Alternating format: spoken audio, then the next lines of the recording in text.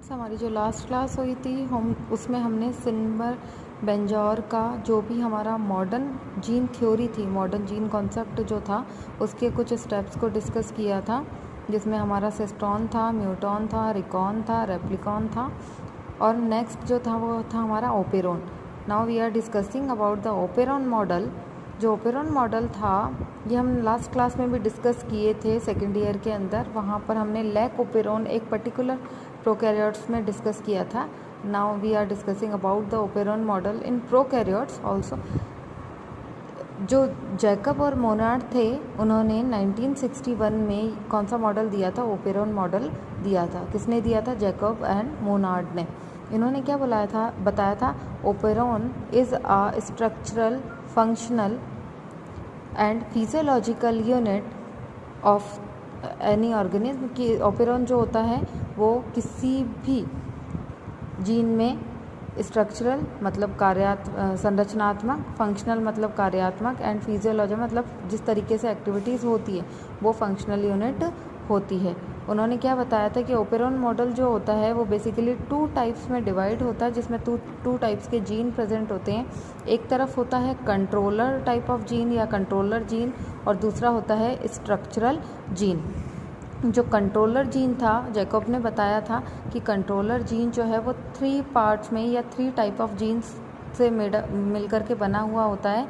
एक है regulator gene जिसे हम आई से डिनोट करते हैं, और सबसे इम्पॉर्टेंट चीज़ कि रेगुलेटर जीन जो होता है वो अपनी खुद की प्रोटीन को खुद ही कोड करता है, खुद की प्रोटीन को खुद ही कोड करता है रेगुलेटर जीन। उसके साथ है प्रमोटर जो कि ट्रांसक्रिप्शन की प्रोसेस को आगे बढ़ाने में हेल्प करता है। ऑपरेटर जो है ये एक तरीके की बाइंडिंग साइट्स है जिस पर आरएनए पॉलीमरेज आकर के अटैच होता है और ट्रांसक्रिप्शन की प्रोसेस को आगे बढ़ाता है। इन तीनों जीन्स के पास में कोई ना कोई इन्फॉर्मेशन प्रेजेंट होती है और यही डिसाइड करते हैं कि किस तरीके से ट्रांसक्रिप्शन की प्रोसेस का मतलब होता है कि डीएनए की टेम्पलेट पर एमआरएनए का सिंथेसिस किस तरीके से होगा। तो ये कौन डिटरमाइन करते हैं, कौन उसको बताते हैं? ये बताते हैं रेगुलेटर जीन, प्रमोटर जीन और ऑपरेटर जीन। रेगुलेटर जीन अपनी खुद की प्रोटीन को खुद से कोड करती है। अब ये देखिए, एक मैंने आपको यहाँ पर लास्ट ईयर भी समझाया था, और ये एक डीएनए टेम्पलेट है, ठीक है।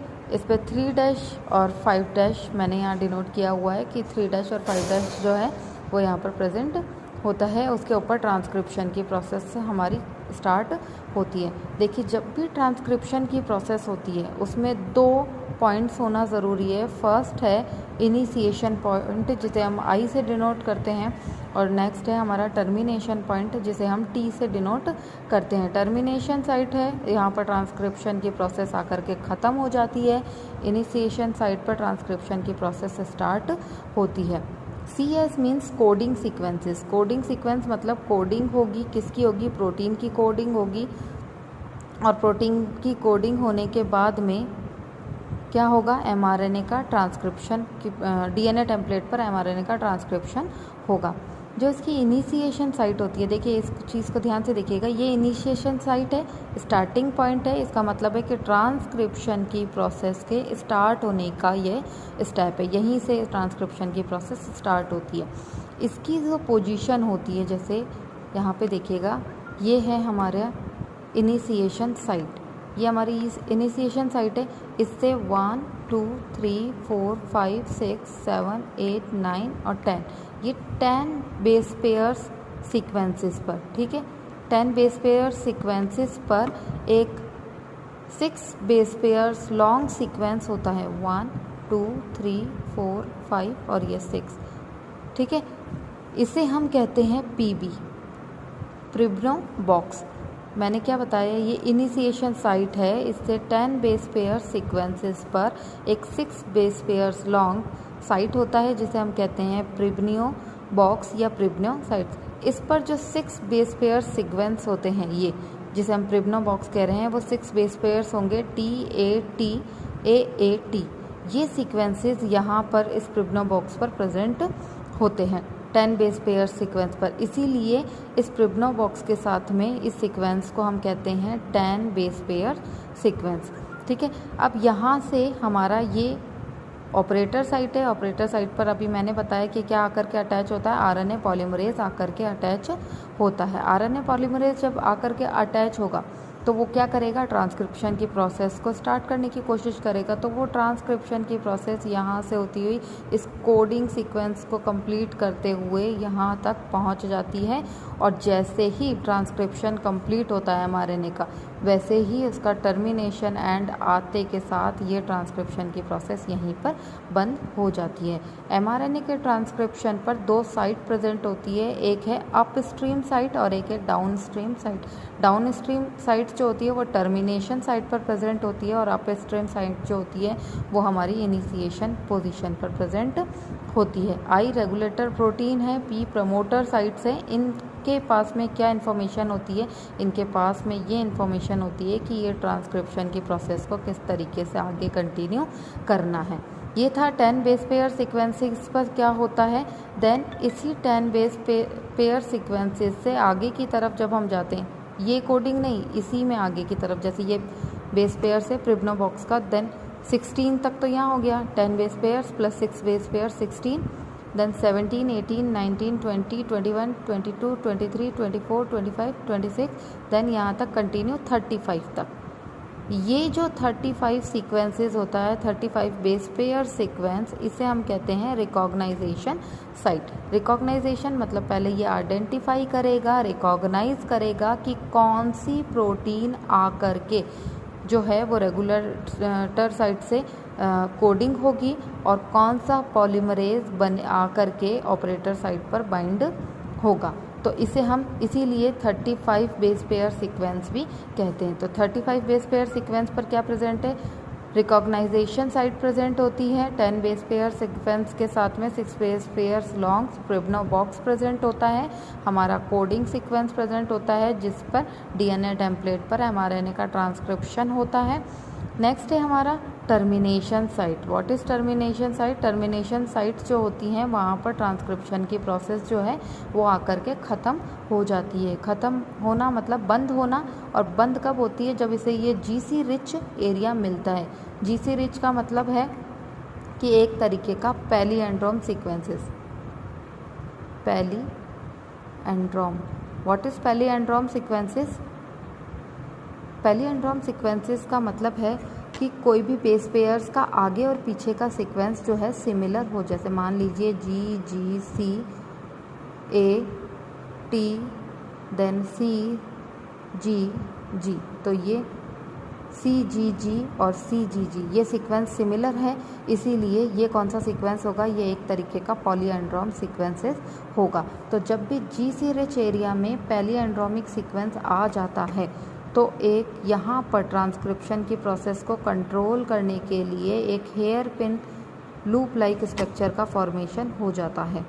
Hairpin loop like structure, ये जो hairpin loop like structure है, अगर इसी सीक्वेंस को लिखे तो ये हो गया जी जी सी ए टी देन अगेन सी जी जी। तो एक ही जैसा सीक्वेंस यहाँ पर आ रहा है, इस कारण से ये बाइंडिंग नहीं हो पाएगा, ट्रांसक्रिप्शन का प्रोसेस आगे कंटिन्यू नहीं हो पाएगा और ये एमआरएनए का ट्रांसक्रिप्शन इस पर्टिकुलर साइट पर ही बंद हो जाएगा। तो इस तरीके से एक डीएनए टेम्पलेट पर एमआरएनए का ट्रांसक्रिप्शन की प्रोसेस स्टार्ट होती है और कंप्लीट होती है। ये जो हमने कंप्लीट प्रोसेस डिस्कस की है, ये की है हमने प्रोकैरियोट्स के अंदर। इसी तरीके की सीक्वेंसिंग जो है वो यूकैरियोट्स में भी पाई जाती है, लेकिन वहाँ पर रिकॉग्नाइजेशन साइट्स जो है उनका सीक्वेंसिंग अलग होता है और उसके साथ बेस पेयर्स के सीक्वेंसेस भी अलग अलग होंगे। देखिए यही डीएनए टेम्पलेट है जो कि 3 बेस पेयर्स 3 और 5 डैश के साथ में स्टार्ट है। ये कंप्लीट डीएनए हमारी टेम्पलेट जिस पर I for regulator protein sites है या regulator sites, then promoter sites, then operator sites, then हमारा इनिशिएशन साइट। मैंने अभी आपको बताया कि डीएनए टेम्पलेट पर आई यानी इनिशिएशन साइट का प्रेजेंट होना ज़रूरी है और दूसरा टर्मिनेशन साइट का प्रेजेंट होना ज़रूरी है। तो ये आई इनिशिएशन साइट है और इस ट्रांसक्रिप्शन के बाद में एक टी यानी टर्मिनेशन साइट भी प्रेजेंट होगा, जहाँ पर एंड होगा किसका, ट्रांसक्रिप्शन की प्रोसेस का। जो आई इनिशिएशन साइट होता है वहाँ से 25 बेस पेयर से लेकर के 100 बेस पेयर्स के बीच में हमारे 3 सेंटर्स प्रेजेंट होते हैं, 3 सेंटर प्रेजेंट होते हैं। किसमें 25 बेस पेयर से लेकर के 100 बेस पेयर्स के बीच में 3 सेंटर्स प्रेजेंट होते हैं। इसमें जो सबसे कम अफेक्टिव जो है वो है हमारा लास्ट वाला सीक्वेंसेस, जिसे हम कहते हैं हॉगनेस बॉक्स या फिर इसे बोलते हैं टाटा बॉक्स। ठीक है, हॉगनेस बॉक्स बोलते हैं या इसे टाटा बॉक्स भी बोलते हैं। इसके अंदर total 7 base pair sequences present होता है। इसके साथ ही इसके 60 से 100 बेस पेयर सीक्वेंस को हम जीसी बॉक्स बोलते हैं। जीसी मतलब गुएनिन साइटोसिन बॉक्स। ठीक है, तो गुएनिन साइटोसिन बॉक्स जो है ये कहाँ पर प्रेजेंट होता है, 60 से लेकर 100, यानी यहाँ से लेकर यहाँ से 25 से स्टार्ट हो रहा है, देन 100 तक चल रहा है, तो ये 60 से लेकर के 100, इसे हम क्या कहेंगे, जीसी बॉक्स या गुएनिन साइटोसिन बॉक्स। उसके साथ में 70 से 80 बेस पेयर्स का, इसका मतलब है कि ये बीच वाली जो साइट्स है ये 70 से 80 वाली, वो उसको हम कहेंगे CAAT बॉक्स। ये है CAAT साइट्स या CAAT बॉक्स होगा। अब एक चीज़ जो याद रखने वाली है, इनिशिएशन पॉइंट जो कि यहाँ पर प्रेजेंट है और 25 से लेकर 100 बेस पेयर्स तक हमारे 3 सेंटर्स प्रेजेंट हैं। इसमें GC बॉक्स और AAT बॉक्स, ये जो दोनों बॉक्स होते हैं ये क्या करते हैं, ये ट्रांसक्रिप्शन की कैपेसिटी को डिसाइड करते हैं, उसको डिटरमाइन करते हैं कि किस तरीके से ट्रांसक्रिप्शन की प्रोसेस आगे कंप्लीट होगी। इसी तरीके से यहाँ हॉगनेस बॉक्स या जो टाटा बॉक्स है वो क्या करता है, जैसे इनिशिएशन साइट्स है यहाँ पर आकर के क्या होगा, ऑपरेटर साइट्स पर RNA पॉलीमरेज आकर के जुड़ेगा, अटैच होगा, ट्रांसक्रिप्शन की प्रोसेस को स्टार्ट करेगा DNA पर। तो ये जो RNA पॉलीमरेज एंजाइम है ये इसकी रिकॉग्नाइजेशन साइट है, जिससे ये पहचान करेगा और RNA पॉलीमरेज को आकर के यहाँ पर अटैच करने की कोशिश करेगा। उसी से क्या होगा, ये ट्रांसक्रिप्शन की प्रोसेस आगे कंटिन्यू चलती जाएगी। जैसे ही टर्मिनेशन एंड आएगा, यूकैरियोट्स के केस में भी वही GC रिच एरिया जो होगा वो बनेगा, hairpin loop like structure बनेगी और यहाँ से ब्रेक डाउन हो जाएगा, mRNA के ट्रांसक्रिप्शन जो है प्रोसेस वो कंप्लीट हो जाएगी।